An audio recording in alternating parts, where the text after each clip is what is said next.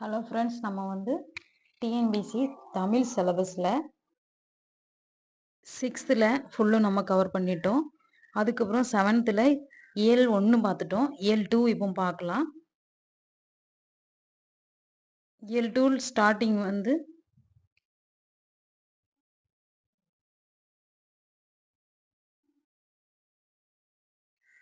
அதில் அவ்வளோ டஃப்பானது எதுவுமே இருக்காது. லைன் பை லைன் பார்க்கலாம்.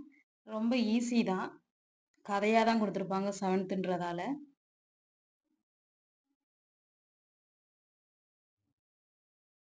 அணிநிழல் காடுன்னு கொடுத்துருக்காங்க. காடுன்ற ஒரு கவிதை.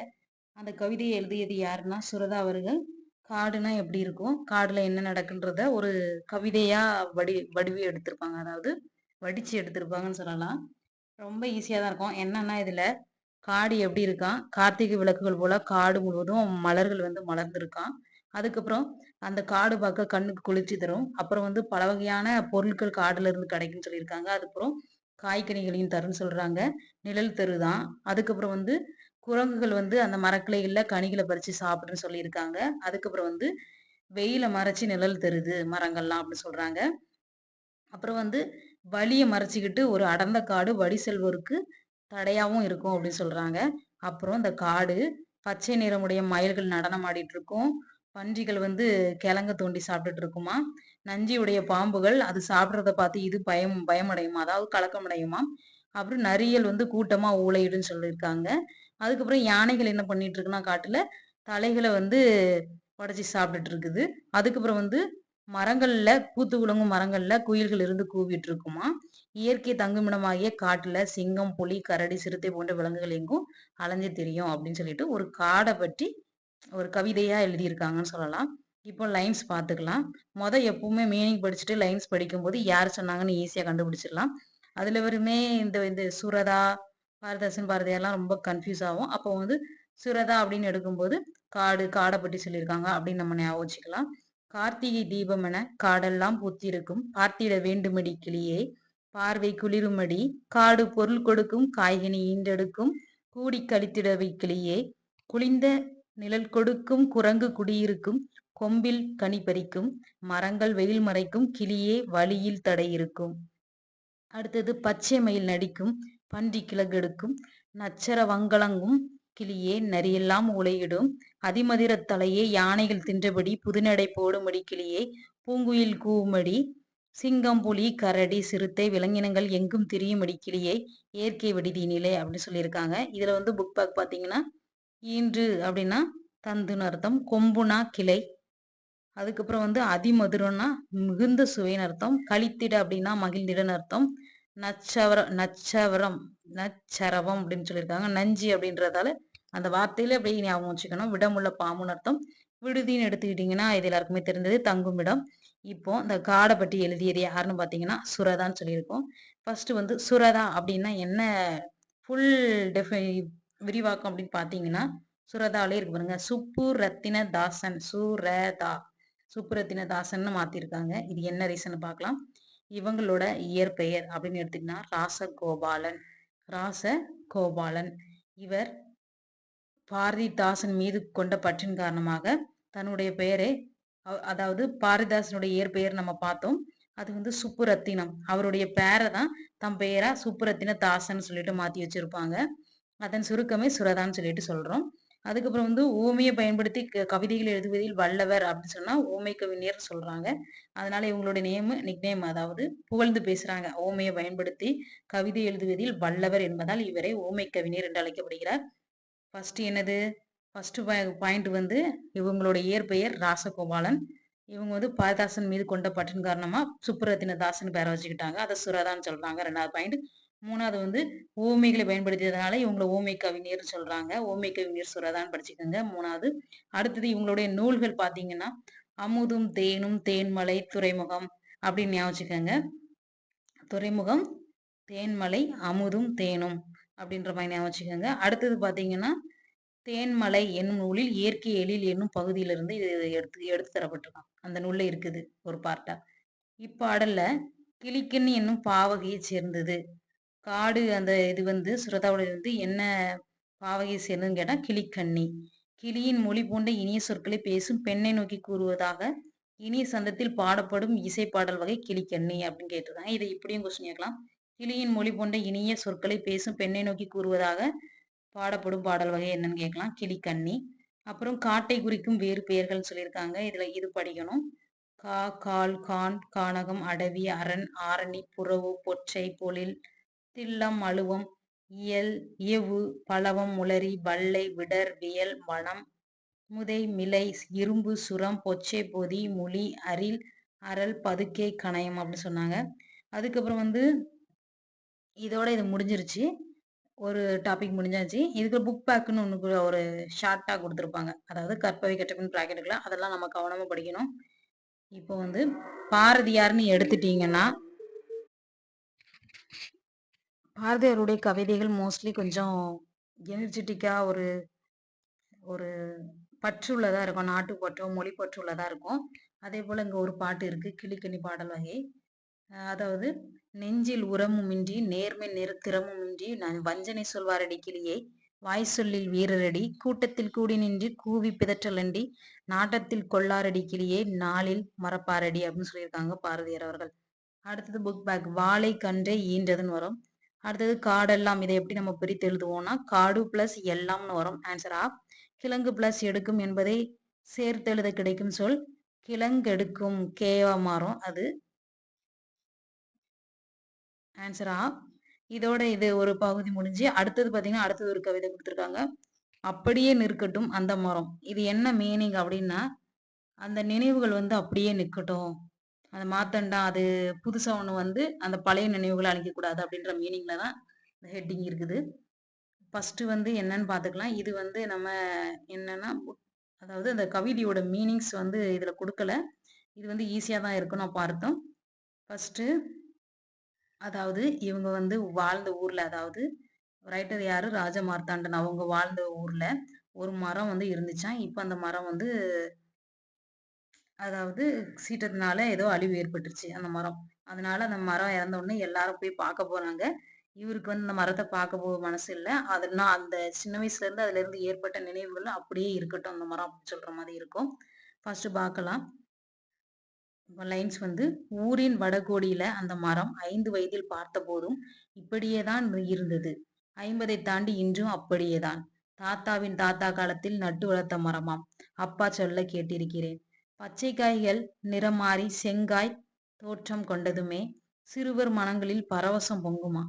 பளபளக்கும் பச்சை இலைகளுடனே கருநீல கோழி குண்டுகளாய் நாவற்பழங்கள் கிளைகளில் தொங்கும். பார்க்கும் போதே நாவில நீர் ஊறுமா. காக்கை, குருவி, மைனா, கிளிகள் இன்னும் பெயரறியா பறவைகளுடன் அணில்களும் காற்று உதிர்த்திடும் சுட்ட பழங்களை பொறுக்க சிறுவர் கூட்டம் அலைமோதும். வயது வந்த அக்காக்களுக்காய் கையில் பெட்டியுடன் ஓடி ஓடி பழம் பருக்கும் தங்கச்சிகள். இரவில் மெல்லிய நிழலொளியில் படையெடுத்து வரும் பழந்தின்னி வௌவால் கூட்டமா. தோப்பு முழுக்க பரவி கிடக்கும் மரத்தின் குளிர்ந்த நிழலிலே கிளியாந்தட்டின் சுவாரஸ்யம் புளிய மிலாருடன் அப்பா வரும் வரை. நேற்று மதியம் நண்பர்களுடன் என் மகன் விளையாடியதும் அந்த மரத்தின் நிழலில்தான்.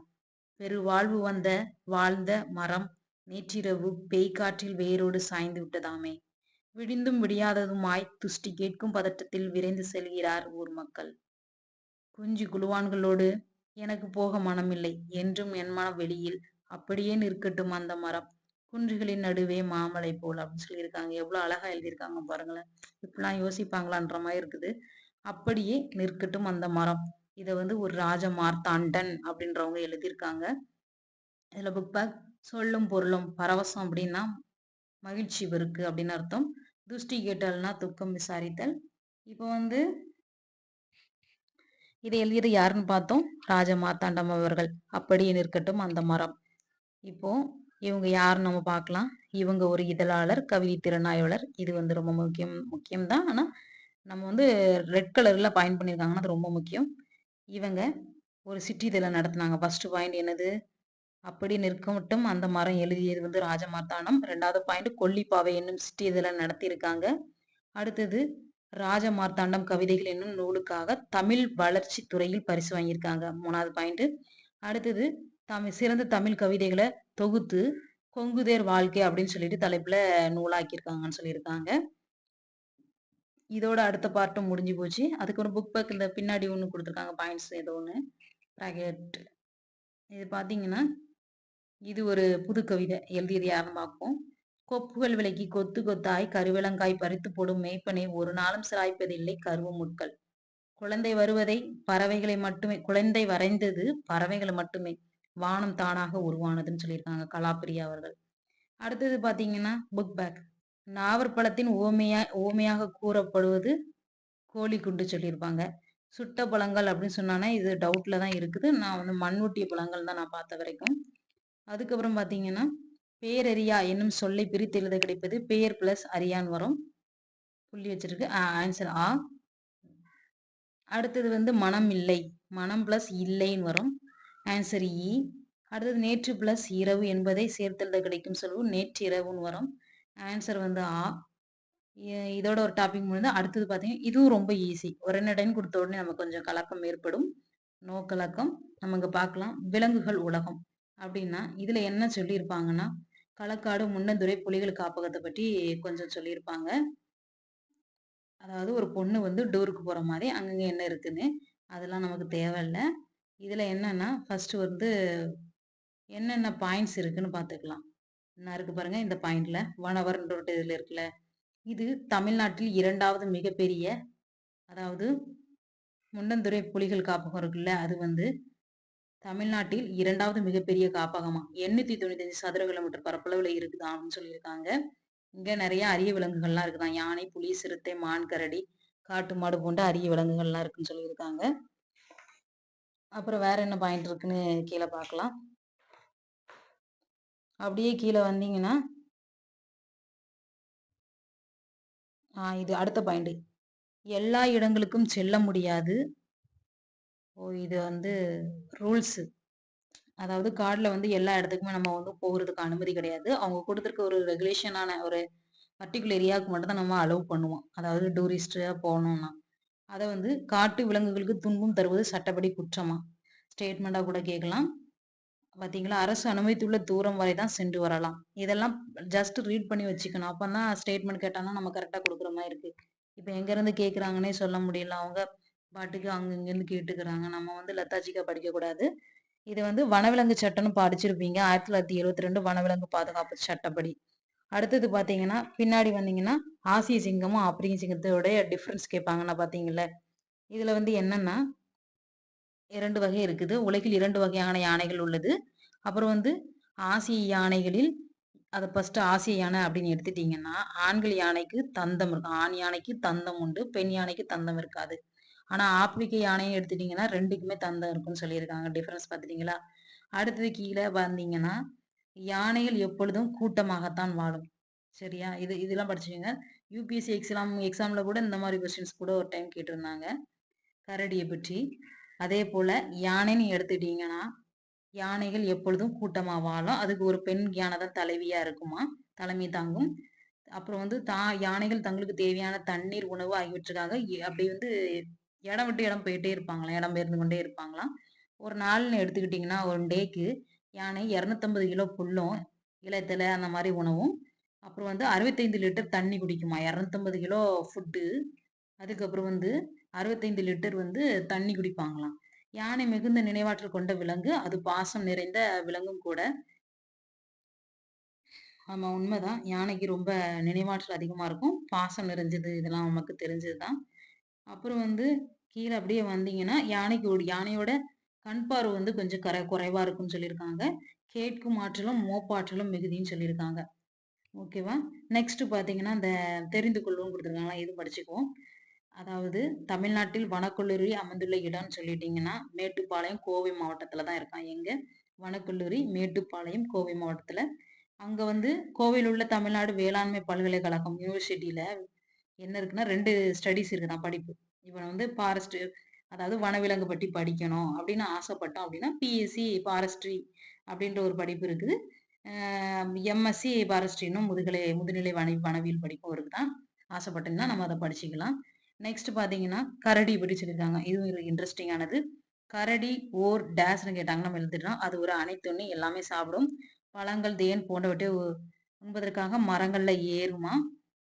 உதிர்ந்த மலர்கள், காய்கள், கனிகள், பூச்சிசெல் இந்த மாதிரி தான் தேடி தேடி உணவுமாம். கரையான் வந்து அதுக்கு டேஸ் கரடிக்கு மிகவும் பிடித்தமான உணவு. கரையான் கரையான் வந்து கரடிக்கு ரொம்ப பிடிக்குமா.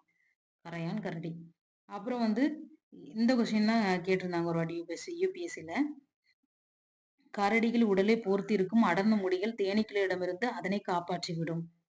தேன்கூட்டை கலைக்கும் போது தேனீக்கள் அதை கொட்டி விடாத அது கொட்டாம இருக்கிறதுக்காக தான் அந்த கரடியோட அந்த ஸ்கின் இருக்குல்ல, அந்த அடர்ந்த முடி வந்து தேனீக்களிடம் அதனை காப்பாத்துன்னு சொல்லி போட்டிருக்காங்க. நன்கு வளர்ந்த கரடி வந்து 160 கிலோ இருக்குமா. அதுக்கப்புறம் பாத்தீங்கன்னா அதுக்கப்புறம் பின்னாடி அப்படியே வந்தீங்கன்னா அடுத்த பாயிண்ட்ஸ் வந்து புலி அப்படின்னு சொல்லினா புலி ரொம்ப கூச்ச சுபாவம் உள்ள ஒரு விலங்குன்னு சொல்றாங்க. அது வந்து வயிறு பசிச்சாதான் வெளியே வந்து சாப்பிடுன்னு சொல்றாங்க. சும்மா அனாவசியமா எல்லாரையும் அட்டாக் பண்ணாது அப்படின்னு சொல்றாங்க. புலி மனிதர்களை தாக்குவதில்லைன்னு சொல்றாங்க. அதுக்கப்புறம் இரவில் மட்டுமே வேட்டையாடும் தன்மை கொண்டதுன்னு சொல்றாங்க. இது ஒரு பண்புள்ள விலங்குன்னு கூட சொல்லுவாங்க. இப்ப புலி அடுத்தது. புலி டாபிக்ல பாத்தீங்கன்னா கூச்ச சுபாவம் உடையவங்க, இரவுல மட்டும் வேட்டையாடுவாங்க. அதுக்கப்புறம் புலின்னு எடுத்துட்டீங்கன்னா ரொம்ப டீசென்டானவங்க பாருங்க. இவங்களும் ஒரு ஃபேமிலியா தான் வாழ்ந்துட்டு இருக்காங்க. புலிகள் தனித்து வாழும் இயல்புடையதான். ஒரு குறிப்பிட்ட எல்லைக்குள் ஒரு புலி மட்டும்தான் வாழ்வாங்களாம். அப்புறம் மற்ற புலிகள் அந்த எல்லைக்குள்ள செல்ல மாட்டாங்களாம். கருவுற்ற புலியானது 90 நாள்ல 2 அல்லது 3 குட்டிகளை ஈனுமா. அந்த குட்டிகள்ல 2 ஆண்டுகள் வரை வளர்த்து அவங்களுக்கு எல்லையை பிரிச்சு விட்டு இந்த எல்லையில நீ ஆட்சி பண்ணு, இந்த எல்லையில நீ ஆட்சி பண்ணுன்ற மாதிரி பிரிச்சு விட்டுருவாங்க அப்படின்ற மாதிரி இதுல சொல்லியிருக்காங்க. அடுத்த பாயிண்ட் பாத்தீங்கன்னா புலிதான் ஒரு காட்டின் வளத்தை குறிக்கும் குறியீடு அப்படின்னு சொல்றாங்களாம். இது ஒரு பண்புள்ள விலங்குன்னு சொல்றாங்க புலிய. அதுக்கப்புறம் இதுல அந்த அளவுக்கு பாயிண்ட்ஸ் இல்லை. அப்புறம் அடுத்தது இதோட புலி முடிஞ்சா அடுத்தது சிங்கத்தை பற்றி சொல்லியிருக்காங்க. உலகில் ஆசிய சிங்கம், ஆப்பிரிக்க சிங்கம் என்று 2 வகை இருக்குது. அதாவது இந்தியாவுல குஜராத் மாநிலத்துல கிர் சரணாலயத்தில் மட்டுமே ஆசிய சிங்கங்கள் உள்ளதா. எங்க கிர் சரணாலயம் அப்படின்னு சொல்றோம்ல குஜராத்ல, கிர் சரணாலயம் எங்க உள்ளது, குஜராத்தில் உள்ளது அப்படின்னு கேட்கலாம். அங்கதான் ஆசிய சிங்கம் இருக்குது, வேற எங்கேயும் இல்லை அப்படின்னு சொல்றாங்க. இதோட இந்த பாயிண்ட்ஸ் முடிஞ்சு, இதோட இந்த பாடம் முடிஞ்சு. இதுல புக் பேக் பார்க்கலாம். ஆசிய யானைகளின் ஆண் பெண் யானைகளை வேறுபடுத்துவது தந்தம். அடுத்தது தமிழகத்தில் புலிகள் காப்பகம் அமைந்துள்ள இடம் எதுன்னு கேட்டிருக்காங்க. தமிழகத்தில் நம்ம பார்த்தோம்ல 2வது பெருசு முண்டந்துறை. காடு பிளஸ் ஆறு என்பதை சொல்லை பிரித்து எழுத கிடைப்பது காடு பிளஸ் ஆறு. ஆன்சரை அனைத்துண்ணி அப்படின்றத அனைத்து பிளஸ் உண்ணி அப்படின்றத ஆன்சர் இ லாஸ்ட். நேரம் பிளஸ் ஆகி என்பதை சேர்த்து எழுத கிடைப்பது நேரமாகிய. ஆன்சரை வேட்டை பிளஸ் ஆடிய என்பதை சேர்த்து எழுத கிடைக்கும் சொல் வேட்டையாடிய. ஆன்சரா. அடுத்தது கோடிட்ட இடத்தை நிரப்புகன்னு கொடுத்துருக்காங்க. காட்டின் வளத்தை குறிக்கும் குறியீடு என்னன்னா புலி, பண்புள்ள விலங்கு. யானை கூட்டத்திற்கு ஒரு டேஸ் யானை தான் தலைமை தாங்கும். பெண் யானை. கரடிகள் தேனீக்களிடமிருந்து காப்பது அதன் அடர்ந்த முடிகள். ஓகே, இதோட ஒரு டாபிக் முடிஞ்சு. அடுத்தது ஒருத்தவங்களை பற்றிய இன்ட்ரெஸ்டிங்கான ஒரு ஃபேக்ட் கொடுத்துருக்காங்க. அது என்னன்னு பார்க்கலாம். இதுவும் ரொம்ப ஈஸி தான், நிறைய பாயிண்ட்ஸ்லாம் இல்லை, ஜஸ்ட் ஒரு 5-6 பாயிண்ட்ஸ் தான் இருக்கும். அது என்னன்னு ஜஸ்ட் வேகமாக பார்த்துக்கலாம். ஃபர்ஸ்ட் அப்படின்னு பார்த்தீங்கன்னா இந்த நுழையும் முன் கொடுத்துருக்காங்க. அதுக்குள்ள பிரம்மபுத்திரா ஆற்றின் நடுவில் உள்ள மணல் தீவில் அமைந்த இந்த காடு சற்று வேறுபட்டதுன்னு கொடுத்துருக்காங்க. பிரம்மபுத்திரா நதி ஞாபகம் வச்சுக்கோங்க. இப்போ நம்ம உள்ள போகலாம். ஃபர்ஸ்ட் அப்படின்னு எடுத்துட்டீங்கன்னா இதுல என்னன்னா ஒருத்தங்க 30 வருஷமா ஒரு காடையை உருவாக்கியிருக்காங்க. அவங்களுக்கு அவங்க செஞ்சதுக்கு ஒரு பெனிஃபிட்டா, அதாவது அவங்களை பெருமைப்படுத்துறாங்க. அதை கண்டுபிடிச்சது எப்போ, அது வந்து என்ன பண்ணியிருக்காங்க அப்படின்றதுதான் இதுல சொல்லியிருப்பாங்க, கதையா சொல்லியிருப்பாங்க. நம்ம யார் பண்ணியிருக்காங்க மட்டும் பார்த்தா போதும். இது நடந்தது எங்கன்னா அசாம் மாநிலத்தில் ஜோர்விராட் மாவட்டத்தை சேர்ந்த ஜாதவ் பயங். அசாம்ல சேர்ந்த ஜோர்விராட் மாவட்டத்தை சேர்ந்த ஜாதவ் பயங்ன்றவங்க பிரம்மபுத்திரா ஆற்றின் நடுவில் உள்ள மிகப்பெரிய தீவில் 30 ஆண்டுகள் தனது கடின உழைப்பால் ஒரு காட்டை வந்து உருவாக்கி இருக்காங்களாம். அப்புறம் அந்த இன்சிடென்ட் ஏன் அந்த காட்டை உருவாக்குங்க அப்படின்னா 1979ல ஒரு பெரு வெள்ளம் வந்துடும், எல்லாமே செத்து போயிடும், பாம்புகள்லாம் கூட வெப்பத்தினால செத்து போயிடும். இதே நிலைமை தானே நமக்கும் வரும் அப்படின்னு சொல்லிட்டு காடு வளர்க்கணும், அதாவது மரம் வளர்க்கணும் அப்படின்றத முடிவுல மரம் வளர்க்க ஆரம்பிப்பாங்க. அந்த அந்த காடு வளர்க்குற அந்த திட்டத்துல ஃபர்ஸ்ட் வந்து சமூக காடுகள் வளர்ப்பு திட்டம்னு சொல்லிட்டு ஒரு ஸ்கீம் வந்து கவர்மெண்ட்ல இருந்து வரும். அது கூட இணைந்து இவங்களும் ஒர்க் பண்ணுவாங்க. அப்புறம் அவங்க போயிருவாங்க 3 வருஷம் கழிச்சு. இவங்க அதை ஃபாலோ பண்ணி அப்படியே இவங்க அதை கண்டினியூ பண்ணுவாங்க. அதுக்கப்புறம் காடு மரம் வளராது அந்த பகுதியில. அப்போ என்ன பண்ணுவாங்க, வேளாண்மை பல்கலைக்கழக பேராசிரியர் ஜாதுநாத் அப்படின்றவங்க ஹெல்ப் கேட்டு வளர்றதுக்கு என்ன பண்ணணும்னு சொல்லிட்டு கேட்டு, கட்டெரும்பு கொண்டு, சிவப்பு கட்டெரும்பு கொண்டு உதவும், அதை கொண்டு விடணும், மண்புழு தேவை அப்படின்னு சொல்லிடுறாங்க. அதை கொண்டு விட்டு அதுக்கப்புறம் செடி வளர ஆரம்பிக்கும், புல் வளர ஆரம்பிக்கும். அப்புறம் மரங்கள் நிறைய வச்சு மரம் வளர ஆரம்பிச்சிடும். அடுத்தது பாத்தீங்கன்னா அப்புறம் அதுல காடு வர வர விலங்குகள்லாம் வரும்ல, அதெல்லாம் சொல்லியிருப்பாங்க. இது அப்புறம் நமக்கு தேவையில்ல. அடுத்த பயன் பாத்தீங்கன்னா தெரிந்து கொள்ளுன்னு கொடுத்துருக்காங்க. இது ரொம்ப முக்கியம். 2012ல ஜவஹர்லால் நேரு பல்கலைக்கழகம் ஜாதவுக்கு இந்திய வனமகன், நமக்கு மூவி தான் தெரியும், ஆனா ரியலாவே ஹீரோவா இருக்கவங்க பற்றி நம்ம அதிகமா தெரிஞ்சுக்கிறது இல்ல. இந்திய வனமகன், ஃபாரஸ்ட் மேன் ஆஃப் இந்தியான்னு சொல்றாங்க ஜாதவ் பயங்க. 2012ல ஜவஹர்லால் நேரு பல்கலைக்கழகம் கொடுத்திருக்காங்க அந்த பட்டத்தை. 2015ல இந்திய அரசு பத்மஸ்ரீ விருதை கொடுத்திருக்கு. அடுத்தது கவுஹாத்தி பல்கலைக்கழகம் மதிப்புறு டாக்டரேட், அதாவது முனைவர் பட்டத்தை கொடுத்திருக்காங்க, வழங்கியுள்ளது. அடுத்தது பின்னாடி பாயிண்ட் வந்தீங்கன்னா, அடுத்தது இது மிக கடினமான பணி, மற்றவர்களுக்கு எப்படி தெரிந்தது அப்படின்னு கேட்க மாதிரி சொல்லியிருக்காங்க. இது 2 பாயிண்ட் இருக்கு, ரெட் கலர்ல கொண்டிருக்காங்கல்ல. சிட்டுக்களிட்டா என்னும் வனவிலங்கு ஆர்வலர் என்னுடைய காட்டை பற்றி கேள்விப்பட்டு இங்க வந்தாங்கன்னு சொல்லியிருக்காங்க. அப்புறம் இவங்கள காடை பற்றி ஃபர்ஸ்ட் எந்த இதழ்ல வெளிவந்துச்சு அப்படின்னா டைம்ஸ் ஆஃப் இந்தியா அப்படின்ற இதழ்ல வெளிவந்திருக்கும். அடுத்த பாயிண்ட் பாத்தீங்கன்னா இதோட இந்த டாபிக் முடிஞ்சு போச்சு. அடுத்தது இலக்கணம் ஒண்ணு இருக்கு. இதுவும் ரொம்ப ஈஸி தான், டஃப் எல்லாம் கிடையாது. இப்போ இலக்கணம் எடுத்துட்டீங்க. இப்போ ஃபர்ஸ்ட் நாம என்ன பார்த்தோம்னா இலக்கணம் 5 வகைன்னு பார்த்தோம். எழுத்து, சொல், பொருள், யாப்பு, அணின்னு பார்த்திருப்போம். அடுத்தது பார்த்தோம் எழுத்து 2ஆ படிப்போம். முதல் எழுத்து சார்பெழுத்துன்னு பார்த்தோம். அந்த முதல் எழுத்துக்கள் 30ன்னு பார்த்தோம். அதுல சார்பெழுத்துக்கள் 10ல ஆயுதம், உயிர்மை, உயிரிழப்படை, ஒற்றிலப்படை, குற்றியலிகரம், ஐகார குறுக்கம், ஔகார குறுக்கம், மகர குறுக்கம் பார்த்தோம்ல. அதுல இப்ப 4 வகை குறுக்கத்தை மட்டும் பார்க்கலாம். ஃபர்ஸ்ட் 4 வகை குறுக்கங்கள் என்ன? ஐகார குறுக்கம், ஔகார குறுக்கம், மகர குறுக்கம், ஆயுத குறுக்கம். இதுக்கு எத்தனை மாத்திரை வரும், எப்படி கேட்டா கொஸ்டின்ல எழுதுற மாதிரி நமக்கு தெரிஞ்சு வச்சுக்கணும். ஃபர்ஸ்ட் குறுக்கம் அப்படின்னா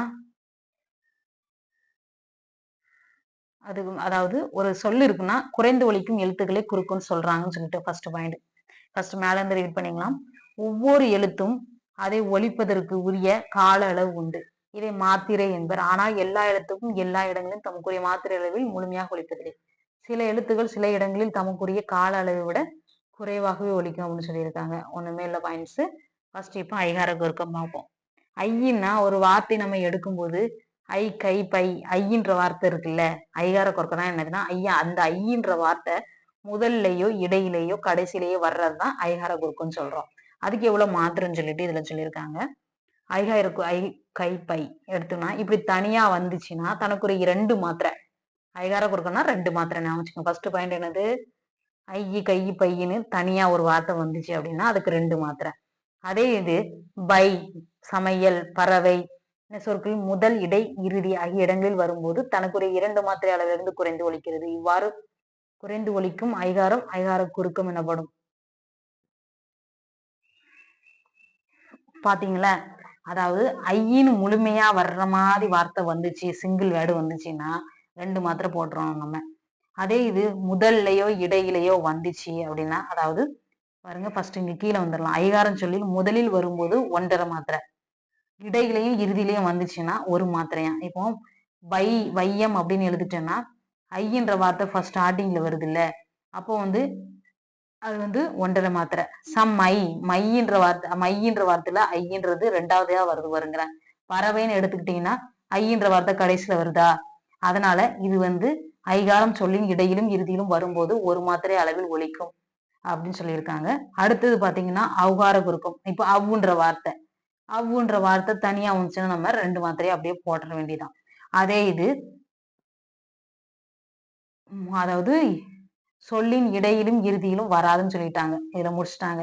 அப்ப முதல்ல மட்டும்தான் அவ்வுன்ற வார்த்தை வரும். ஔவையார், வவ்வு, அவ்வுன்ற வார்த்தை பாருங்க இதுல முதல்ல மட்டும்தான் வரும். அப்படி வந்துச்சுன்னா 1.5 மாத்திரை வரும். அவ்வளவுதான். இந்த 2க்குமே சேம் தான்.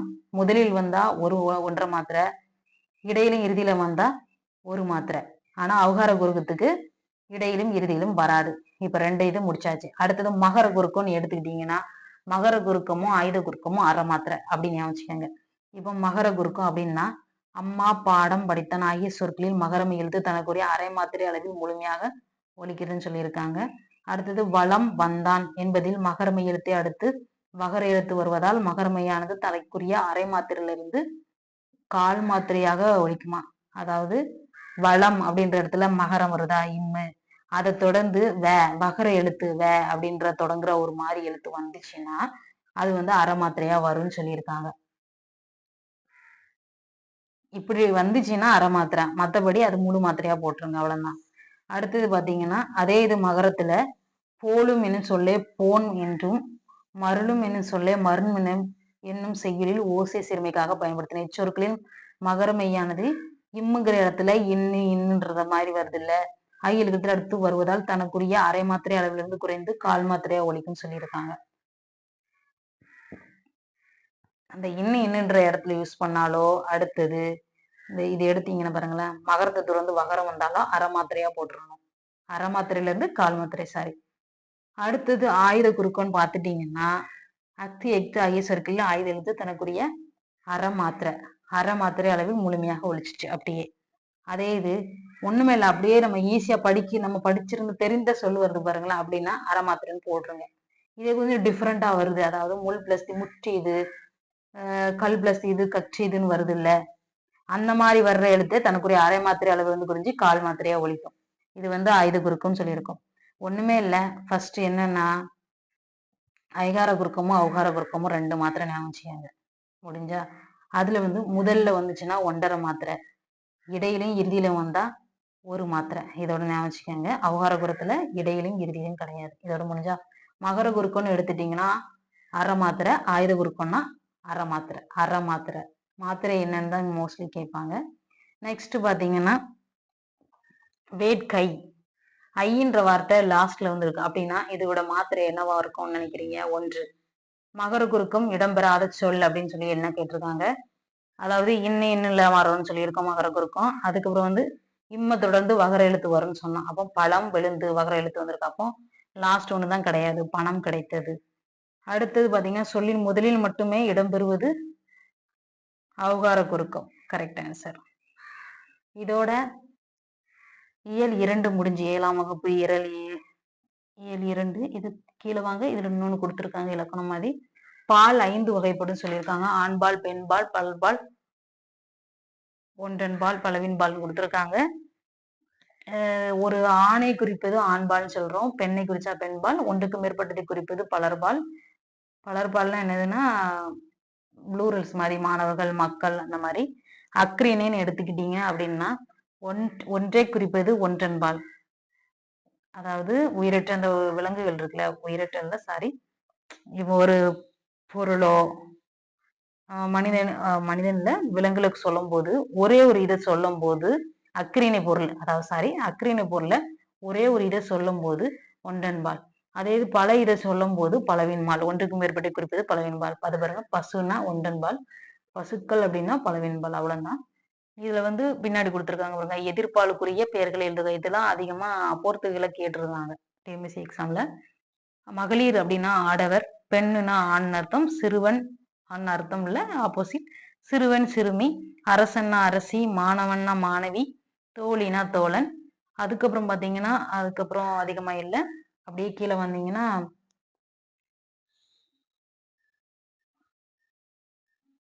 கலைச்சொல் அறிவுன்னு கொடுத்துருக்காங்க. தீவுனா அப்படின்னா அயர்லாண்ட் சொல்லுவோம். இயற்கை வளம் அப்படின்னா நேச்சுரல் ரிசோர்சஸ். வனவிலங்கு அப்படின்னா வைல்ட் அனிமல். வனப்பாதுகாவலர் ஃபாரஸ்ட் கன்சர்வேட்டர். ஊமை பேரபிள். காடு அப்படின்னா ஜங்கிள். வனவியல் ஃபாரஸ்ட்ரி. பல்லுயிர் மண்டலம்னா பயோடைவர்சிட்டி. அதுக்கப்புறம் பாத்தீங்கன்னா இதுக்கு பின்னாடி திருக்குறளும் கொடுத்துருக்காங்க, எக்ஸெட்ராவும் அதிகமா. ஃபர்ஸ்ட் இதுல ஒரு பாயிண்ட் இருக்கு, என்னன்னா அணுவை துளைத்து ஏழ்கடலை புகட்டி குறுக தரித்த குரல் என்று திருக்குறளின் பெருமையை ஔவையார் போற்றுகிறார். பாத்தீங்களா, இந்த லைன்ஸ் வந்து திருக்குறள் மாதிரியே இருக்குது, ஆனா இதை சொல்லியது யாரு? ஔவையார் அவர்கள் சொல்லியிருக்காங்க, பாத்துக்கங்க. அடுத்தது பாத்தீங்கன்னா அழுக்காராமை அப்படின்ற ஒரு டைட்டில்ல 2 திருக்குறள் எடுத்திருக்காங்க. என்னன்னா ஒருத்தன் இது வந்து திருக்குறள் வந்து திருக்குறளாவும் இந்த டிஎன்பிஎஸ்சி குரூப் 2 2024 என்ன கேட்டிருக்காங்கன்னா, ஃபர்ஸ்ட் லைனை கொடுத்து லாஸ்ட் லைன்ல எழுதுற மாதிரி சொல்லியிருக்காங்க. ஆல்டர்னா இந்த ஒருவன் தன் நெஞ்சில் பொறாமை இல்லாத குணத்தையே ஒழுக்க நெறியாக கொண்டு வாழ வேண்டும். ஒருவன் தன் நெஞ்சில் டேஸ் குணத்தையே ஒழுக்க நெறியாக கொண்டு வாழ வேண்டும் அப்படின்னு கேட்டாங்க. 2-3 கொஸ்டின் இந்த வாட்டி அதாவது திருக்குறள்ல இருந்தே கேட்டாங்க. நம்ம எதிர்பாராதது. ஒழுக்கரா கொள்க ஒருவன் தன் நெஞ்சத்து அழுக்கரா இல்லாத இயல்பு.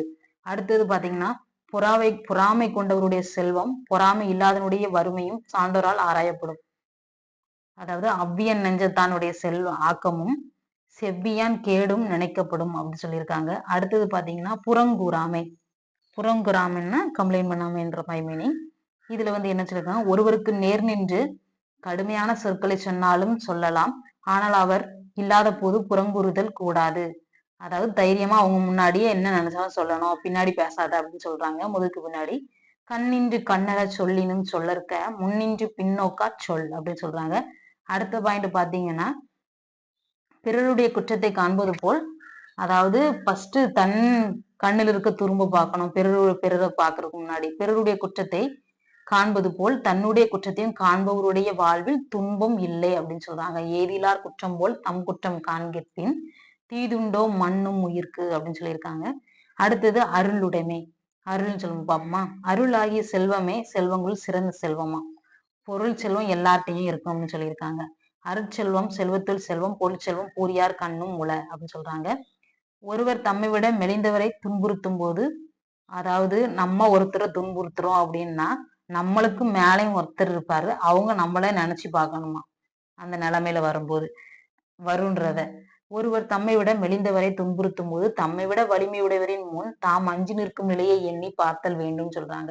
வலியார் முன் தன்னை நினைக்கத்தான் தன்னின் மெலியார் மேல் செல்லும் இடத்துன்னு சொல்றாங்க. அடுத்தது வாய்மைன்னு எடுத்துக்கிட்டீங்க அப்படின்னு சொன்னா வாய்மை உண்மை. அதாவது வாய்மை எனப்படுவது மற்றவருக்கு ஒரு தீங்கு தராத சொற்களை சொல்லுதல் ஆகும். அடுத்தவங்களை கஷ்டப்படுத்துற மாதிரி சொல்லக்கூடாதுன்னு சொல்றாங்க. வாய்மை எனப்படுவது யாதென்றும் தீமை இல்லாத சொல். அடுத்தது பாத்தீங்கன்னா அதாவது நம்ம மனசறிஞ்சு பொய் சொல்லக்கூடாது. அப்படி சொன்னோம்னா நம் நெஞ்சே நம்மளை வந்து கஷ்டப்படுத்துன்னு சொல்றாங்க. தன்னெஞ்சறிவது பொய்யற்க பொய்த்த பின் தன்னெஞ்சே தன்னை சுடும். அடுத்தது வந்து உள்ளத்துல பொய் இல்லாமல் வாழ்பவர் உலகத்து உள்ளத்துல எல்லாம் இருப்பாங்க அப்படின்னு சொல்றாங்க. உள்ளத்தால் பொய்யாது ஒழுகின் உலகத்தார் உள்ளத்துள் எல்லாம் உளன். அடுத்தது பாத்தீங்கன்னா இறைமாட்சி இது ரொம்ப முக்கியமான பாயிண்ட். இதுல வந்து பொருள் வரும் வழியை ஃபர்ஸ்ட் 4 பாயிண்ட் இதுல வரும். அதாவது ஒருத்தர் ஆட்சி செய்யறாருன்னா என்னென்ன இதெல்லாம் இருக்கும் அப்படின்னா, ஃபர்ஸ்ட் பொருள் வரும் வழியை வந்து அறிஞ்சிருக்கணும். அவ்வழியில் வரும் பொருளை வந்து சேர்க்கணும். அந்த பொருளை பாதுகாக்கணும். காத்த பொருளை பயனுள்ள வகையில் திட்டமிட்டு செலவிடணும். இதுதான் சிறந்த அரசின் செயல் அப்படின்னு சொல்றாங்க. ஏற்றலும் ஈட்டலும் காத்தலும் காத்த வகுத்தலும் வல்லதரசு. இப்போ திருக்குறள் எழுதியவர் திருவள்ளுவர். இவருடைய ஆண்டு வந்து 2000 ஆண்டுகள் முற்பட்டவர். 2000 ஆண்டுகளுக்கு முற்பட்டவர். இவர் முதற்பாவர் பொய்யிற் புலவர் சென்னா போதார் அப்படின்னு சிறப்பு பெயர்களால் குறிப்பிடப்படுகிறார். திரு என்னும் அடைமொழியால் வருகின்ற முதல் நூல் என்னன்னு கேட்டிருக்காங்க. திருக்குறள். இது வந்து முப்பால் 3 பகுப்பா இருக்கும். அறத்துப்பால் பொருட்பால் இன்பதுப்பால். அந்த 3 பால்லையும் அறத்துல 38 இருக்கும், பொருட்பால்ல 70, இன்பத்துப்பால்ல 25, மொத்தம் 133 அதிகாரங்கள் உள்ளது. அதிகாரத்தில் 10 குறப்பால் வீதம் 1330 குறப்பாக்கள் உள்ளது. அப்புறம் வந்து நூலை இதற்கு முப்பால் தெய்வ நூல் பொய்யாமொழின்னு சொல்லிட்டு பிற பெயர்களும் இருக்குது.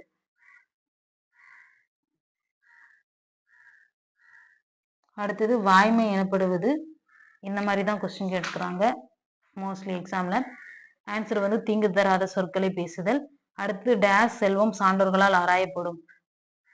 பொறாமை உள்ளவனுடைய செல்வம் சான்றோர்களால் ஆராயப்படும். அதுக்கப்புறம் இன்னொன்று மீனிங் வரும்ல, பொறாமை இல்லாதனுடைய வறுமையும் சான்றோர்களால் ஆராயப்படும். அடுத்தது பாத்தீங்கன்னா யாதெனின் என்னும் சொல்லை பிரித்து எழுத கிடைப்பது. யாது பிளஸ் எனின் ஆன்சர் வந்து பொருட்செல்வம் என்னும் சொல்லை பிரித்து எழுத கிடைப்பது பொருள் பிளஸ் செல்வம் ஆன்சர் இ. அடுத்தது தன் பிளஸ் நெஞ்சு என்பதை சேர்த்தெழுத கிடைக்கும் சொல் தன் நெஞ்சு ஆன்சர் ஆ. தீது பிளஸ் உண்டோ என்பதை சேர்த்தெழுத கிடைக்கும் சொல் தீது உண்டோ ஆன்சர் வந்து இந்த வாட்டி குரூப் 2ல எக்ஸாம்ல பொறுத்த வரைக்கும் இந்த சேர்த்தெழுதுக பிரித்தெழுதுகள்லாம் நம்ம இது வரைக்கும் கேட்ட மாதிரி இல்லை. ஆனா இந்த வாட்டி நல்லா வச்சு செஞ்சு விட்ட மாதிரி சேர்த்தெழுத வந்து அதிகமா கேட்டிருந்தாங்க. 2, 3 கொஸ்டின் வந்திருந்து. அதுக்கப்புறம் வந்து பின்னாடி பார்த்தீங்கன்னா, அதான் எப்படி கேட்பாங்கன்னு தெரியாது. நம்ம வந்து எல்லாத்துலயும் அலர்ட்டா இருக்கணும். இதுல ஒரு பாயிண்ட்ஸ் என்னன்னா, இது ஒரு கதை.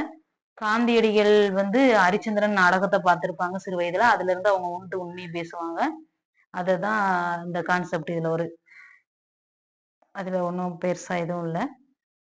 பொய் பேசாமன்ற ஒரு அறத்த வந்து அந்த நாடகத்தின் மூலமா அத ஃபாலோ பண்ணியிருப்பாங்க லைஃப் லாங்கா. இதுக்கு பொருத்தமான குறள் அப்படின்னு பார்த்தீங்கன்னா, "உள்ளத்தால் பொய்யாத ஒழுகின் உலகத்தார் உள்ளத்துள் எல்லாம் உளன்" அப்படின்னு அர்த்தம்.